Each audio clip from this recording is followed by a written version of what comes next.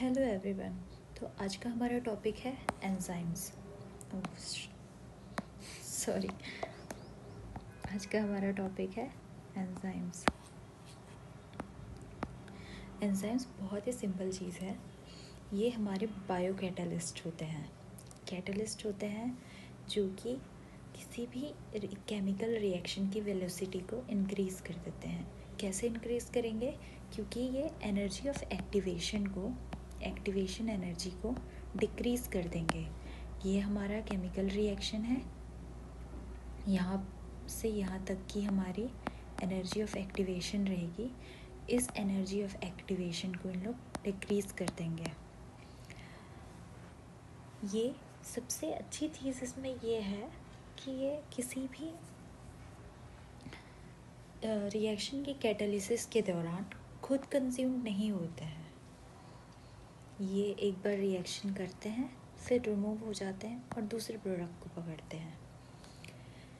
सबसे और बेहतरीन चीज़ इसमें ये है कि एक्सपेक्टेड प्रोडक्ट्स ही बनाते हैं। किसी भी रिएक्टेंट से जब ये उसमें बाइंड करेंगे तो हमें पता होता है कि जो प्रोडक्ट होगा वो क्या बनने वाला है। हर स्पेसिफिक एंजाइम के लिए हर स्पेसिफिक प्रोडक्ट हो जाएगा। और ये सबस्ट्रेट के लिए भी हाईली स्पेसिफिक होते हैं। हाईली स्पेसिफिक मतलब एक पर्टिकुलर एंजाइम एक पर्टिकुलर सबस्ट्रेट से ही बाइंड करेगा, दूसरे सबस्ट्रेट से नहीं बाइंड करेगा। और ये मॉडरेट पीएच और टेम्परेचर पे अच्छे से वर्क करते हैं। रिएक्शन रेट में फॉरवर्ड और रिवर्स दोनों रिएक्शन को इंक्रीज़ करते हैं। अब इसको हम एक रियल लाइफ एग्जाम्पल से देखते हैं गाइस। हमारी बॉडी में जैसे कि स्टमक में पैनक्रियास में सिक्रीट होता है हमारे मुंह से सिक्रीट होता है सलाइवरी अमाइलेज। उसका क्या फंक्शन है? अमाइलेज मतलब वो कार्बोहाइड्रेट को ब्रेक करेगा। स्मॉलर ग्लूकोज फ्रक्टोज जो में भी ये ब्रेक करता है। तो सलाइवरी अमाइलेज एक प्रकार का एंजाइम है। वो सिर्फ कार्बोहाइड्रेट को ही ब्रेक करता है, दूसरी चीज़ों को नहीं ब्रेक करेगा। ठीक है, ऐसे ये स्पेसिफिक हो गया। और मॉडरेट टेम्परेचर मतलब हमारी बॉडी का जो 37 डिग्री सेल्सियस टेम्परेचर होता है, ये मॉडरेट टेम्परेचर पे ही वर्क करते हैं। हमारी बॉडी का जो नॉर्मल पीएच है उस पे ही वर्क करेंगे ये। ठीक है। एंड सपोज़ करो कि अगर हमारी बॉडी में बहुत सारे जो डाइजेस्टिव एंजाइम्स हैं वो नहीं हों, तो फिर हमारी बॉडी कैसे खाने को डाइजेस्ट करेगी? डाइजेस्ट करने में तो उसको सालों लग जाएंगे। और वहीं एंजाइम्स के होने की वजह से हमारा खाना फटाफट 4-5 घंटे के अंदर पूरी तरह से डाइजेस्ट हो जाता है। तो ये क्या कर रहा है? हमारे डाइजेशन वाले केमिकल रिएक्शन की वेलोसिटी को इंक्रीज़ कर रहा है। ठीक है, तो ये होता है हमारे एंजाइम्स का काम। अब हम एंजाइम्स के स्ट्रक्चर को देखते हैं। एंजाइम का स्ट्रक्चर में आइदर एंजाइम आरएनए बेस्ड होता है या फिर प्रोटीन बेस्ड होता है। अगर वो आरएनए बेस्ड है तो उसको हम बोलते हैं राइबोजाइम। ये बेसिकली आरएनएस होते हैं जिनमें एंजाइमेटिक एक्टिविटी अवेलेबल होती है। एग्ज़ाम पॉइंट ऑफ व्यू के लिए ये बहुत ही ज़्यादा इम्पॉर्टेंट होते हैं कि कौन सा एंजाइम ऐसा है जिसमें आरएनएज होते हैं, तो वो हो गया हमारा राइबोजाइम। इसके बाद एक और चीज़ है, वो है प्रोटीनेशियस एंजाइम। इसमें हमारे पास सिंपल एंजाइम भी होंगे और कॉन्जुगेट एंजाइम भी होंगे। सिंपल एंजाइम में ओनली प्रोटीन अवेलेबल होता है, सिर्फ प्रोटीन, उसके कंपोनेंट में सिर्फ प्रोटीन अवेलेबल रहता है। वहीं कॉन्जुगेट एंजाइम में नॉन प्रोटीन पार्ट भी अवेलेबल होता है और प्रोटीन पार्ट भी अवेलेबल होता है। नॉन प्रोटीन पार्ट को हम लोग कोफैक्टर बोलते हैं और प्रोटीन पार्ट को हम बोलते हैं एपोएंजाइम। प्रोटीन पार्ट को हम लोग बोलते हैं एपोएंजाइम। ठीक है, अब एपोएंजाइम प्लस कोफैक्टर मिला के हम होलो एंजाइम कहेंगे। आपको पता है एडिशनल कोफैक्टर्स भी होते हैं apart from apoenzyme and non proteinaceous part. इसमें एडिशनल कोफैक्टर्स भी काम आते हैं, जैसे कि हो गए मेटल आयंस। मेटल आयंस कहाँ यूज़ होते हैं? हमारे डीएनए पॉलीमरेज में। सुना है अपना डीएनए पॉलीमरेज विदाउट मैग्नीशियम नहीं वर्क करता।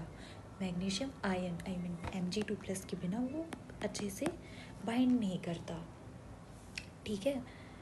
तो ये एडिशनल कोफैक्टर्स हो सकते हैं हमारे, zinc, magnesium, iron, manganese, copper भी होता है, ठीक है, एक्सेट्रा।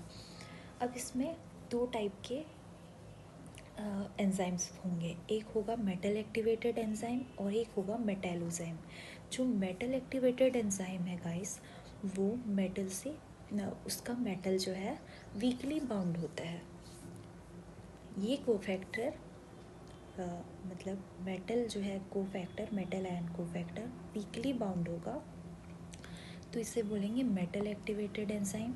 वहीं मेटालोजाइम्स जो हैं वो एंजाइम से, मेटालोजाइम एक ऐसे एंजाइम है जिसमें कोफैक्टर्स यानी कि ये आयंस एंजाइम से टाइटली बाउंड होंगे, ठीक है, तो इनको बोलते हैं मेटालोजाइम्स। अब हम देखते हैं कि कोएंजाइम्स क्या होते हैं। कोएंजाइम्स स्मॉल ऑर्गेनिक मॉलिक्यूल्स हैं, स्मॉल ऑर्गेनिक मॉलिक्यूल्स होते हैं जो कि कोफैक्टर की तरह काम करते हैं। इसमें विटामिन बेस्ड होते हैं, जैसे कि NAD+, NADP+, FAD एक्सेट्रा। अब FAD जैसे हो गया हमारा B2 से डिराइव्ड है, और NADP+ हो गया हमारा, NADP+ हो गया हमारा B3 से डिराइव्ड होता है। वहीं NAD+ भी B3 से डिराइव्ड होता है। इसके अलावा FMN भी होता है, FMN भी B2 से डिराइव्ड है। इसके अलावा कोएंजाइम ए होते हैं, ये B5 से डिराइव्ड होता है। तो ये विटामिन्स के कोएंजाइम फॉर्म होते हैं।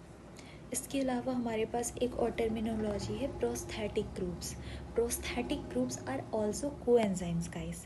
ये भी कोएंजाइम्स होते हैं, लेकिन ये जो हैं ये टाइटली एसोसिएटेड होते हैं।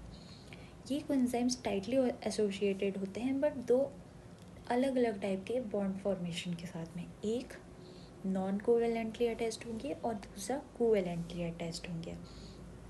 कोवेलेंटली अटैच्ड होंगे तो ये ज़्यादा ही स्ट्रॉन्ग बॉन्ड क्रिएट कर देंगे। वहीं नॉन कोवेलेंटली अटैच होने पे इसमें क्या क्या बॉन्ड हो सकता है, आयनिक, हाइड्रोजन एक्सेट्रा। तो ये हमारा बेसिक एंजाइम्स का ओवरव्यू था गाइस। इसके बाद हम लोग आगे भी बहुत सारी चीज़ें कवर करेंगे, जैसे कि विटामिन B कॉम्प्लेक्स और उनके कोएंजाइम फॉर्म्स और कौन कौन से रिएक्शन वो कैटलाइज करते हैं। इसके अलावा काइनेटिक्स हो गया हमारा, कॉम्पिटिटिव नॉन कॉम्पिटिटिव इनहिबिशन पढ़ेंगे हम लोग, अनकॉम्पिटिटिव इनहिबिशन भी पढ़ेंगे, और कौन से आयन्स कोफैक्टर की तरह काम करते हैं किस एंजाइम के साथ मिलके, ये सब पढ़ेंगे गाइस। मेरे साथ बने रहिए, मैं आपको धीरे धीरे करके बायोकेमिस्ट्री के एंजाइम पोर्शन की थोड़ी चीज़ें बेस्ट टिप्स एंड ट्रिक्स के साथ मैं आपको बताते चली जाऊँगी। तो आज का लेक्चर बस इतना ही छोटा सा था guys. Thank you so much for listening. Like, share and subscribe कीजिए।